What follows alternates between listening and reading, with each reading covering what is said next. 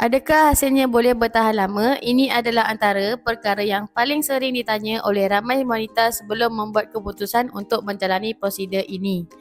Terutamanya bagi ibu selepas bersalin. Ramai yang berharap hasil yang diperoleh dapat dikekalkan dalam jangka masa yang panjang dan stabil.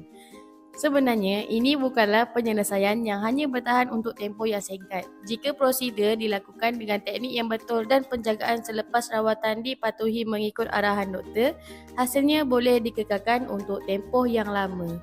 Walau bagaimanapun, gaya hidup, perubahan pada tubuh badan, kehamilan atau proses bersalin pada masa hadapan juga boleh mempengaruhi hasil tersebut dari semasa ke semasa.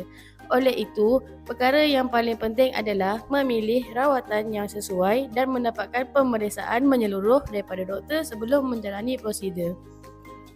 Jika anda masih bertanya-tanya tentang keadaan diri anda dan ingin mengetahui rawatan yang paling sesuai, komen konsultasi dan doktor akan membantu memeriksa keadaan anda serta memberikan cadangan yang sesuai secara percuma. Jangan malu untuk bertanya kerana setiap individu mempunyai keadaan dan penyelesaian yang berbeza.